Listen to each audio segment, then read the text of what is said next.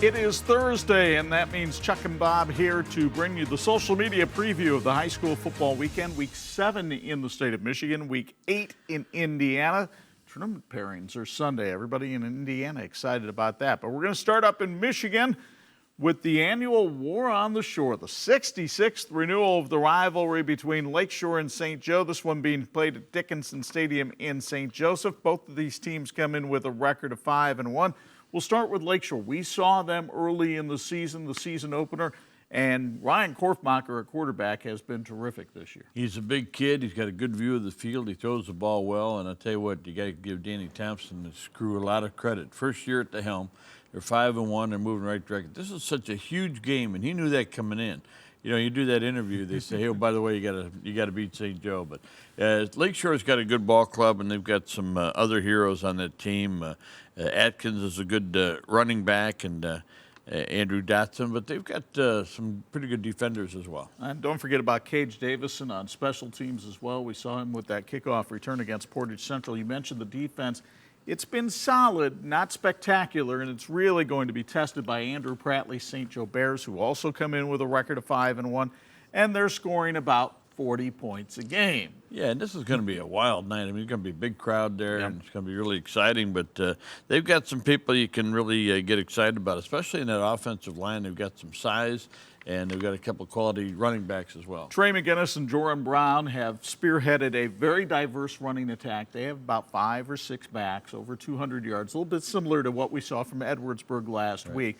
They play for the Anchor Trophy, and the winner also has a share of first place in the SMAC. Now, also in Michigan, just a little bit to the south, you take that bypass down 31, you get off of Berrien Springs. Sylvester Stadium should be rocking for a huge BCS conference game between South Haven and Berrien Springs. Rams also have a prolific offense. Mark Eddy's team averaging about 30 points a game. Yeah, this is a team that a lot of people in our area might not know about South Haven, but they've had a terrific history there. And they've got some good players. Trent Till is an outstanding running back. He had 210 yards and 2 touchdowns in last week's game. And Justin Frazier, quality quarterback, he can also run. He had 33 yards in their win last week. And here's a number for you. They had 1 penalty all night for 15 yards. Frazier also key to their defense as well, helped lead them in tackles last week. They're 5-1, but they have struggled against teams like Benton Harbor and Brandywine, who have not been playing well this year. So one wonders how they'll do against Elliott Uzelak Shamrocks, who come in with a record of 6-0. They've got a running back committed to Western Michigan by the name of Jamal Haley, and he can run the ball pretty well. Yeah, there's a reason why he's committed, and a lot of people are interested in him. He's a little undersized for maybe a Big Ten school, but he's a quality running back. Tyler Ewald is a wonderful quarterback. We've got another running back named Jun Young Chung, who's been a pretty prolific runner as well this year. But, you know, you look at Gordon on defense, what he's doing. I mean, he had a pick 6 last week. They bring some people after you. And James York as a receiver cannot be underestimated because 3 receptions, 153 yards, and 2 touchdowns in the win last week. Don't forget about their defense either. They only give up about 10 points a game, so they might be able to squelch that South Haven attack. And defense will be key in Indiana for a Hoosier North matchup between LaVille and North Judson. In fact, LaVille is 5-1 mainly because of the defense. They've had problems scoring points, but that defense has not allowed anybody to score more than 14 all year. Well, we've seen Will Haustrauser over the years build his team around a good defense, and then they've got enough offense usually to find a way to win the game. And I'm really excited about the job that Lucas Plummer is doing. He's a quarterback, just a sophomore, but he's also a good defender. Last week he had a pick 6 in the ball game. Noah Richard is also a quality running back, had 183 yards last week. So they've got some people, but you got to just look at what they're doing on defense, and that's going to keep them in every game. Well, and Richard has really sparkled on defense. He's their leading tackler and their biggest causer of turnovers. But they have to encounter this North Judson offense, and Brett Lambert's team has been putting up points almost all year. The only team that's really kind of stopped them was Tippecanoe Valley, holding them to 10. And usually with North Judson, it begins and ends with Cheyenne Allen. Well, and you mentioned Tippecanoe Valley. That's a very good program this year. They've got a great year going. But Cheyenne Allen can beat you running the ball. He can beat you catching the ball. And they've got a quarterback in Aldrich Harper who can get him the ball in key situations. And Allen's been outstanding. And, you know, this is a team with a lot of weapons. And this is a really important game for them. obviously, because next week they finish out the season against Pioneer. So you got to have some momentum going into that game. And North Judson, while they've been pretty solid across the board defensively, they face this LaVille offense that's struggling. So points may be at a premium at Liberty Field on Friday night. Now, the Northern Lakes Conference has 2 games this week where their league leaders are going to get challenged. One of those league leaders is Concord. It's playing at home at Jake Field against Northridge. Raiders seem to get things figured out offensively again as Cade Carrington came in at quarterback last week and gave the offense a spark. Yeah, Chad Epley's had some challenges as well this year with injuries and some new bodies in there, but they're 5-2, and they've got a shot at a big win this weekend. Tag Gott has been outstanding, running back, defensive back. Ridge Howard is a big, strong player. When they give him the ball in offense, that could be a factor. The big thing is that Cade Carrington is healthy and ready to go this week. And Dylan Ritchie had a fumble recovery for a touchdown last week. They will need to click in all 3 phases against the 7th-ranked team in 5A because the Concord Minutemen have things rolling right now. One reason is the passing game.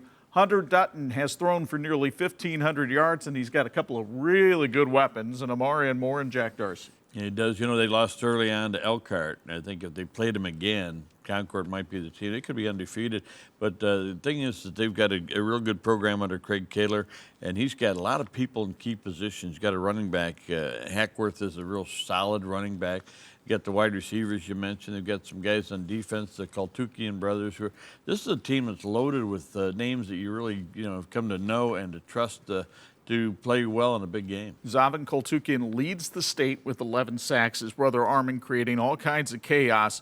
A Concord win really sets the table for next week's TV 46 game with Warsaw. And speaking of the Tigers, they might have revenge on their mind Friday night at Fisher Field because here comes Northwood, the only team that handed Warsaw a conference loss last year.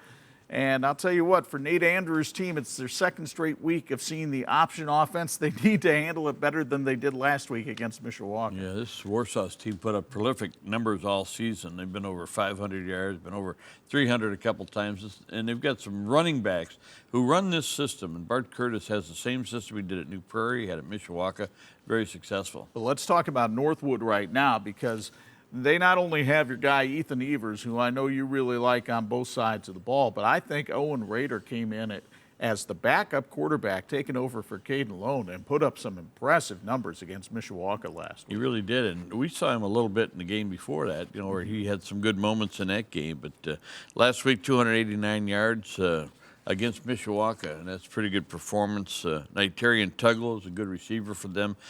Keegan Stats is also a very good player. So this is a team that continues to look for the answers that they have to have, but they're finding them. I like J.J. Payne and Parker Philly filling out that receiving core as well. But you mentioned the prolific rushing attack of Warsaw, and obviously Mishawaka ran the ball well on Northwood.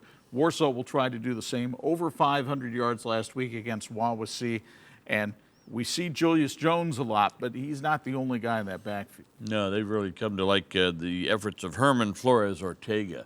He's an outstanding back. These guys aren't oversized, but they run that system and they keep their balance. They get through the line and create havoc. Tucker Curtis is a quarterback. He can also run the ball a little bit.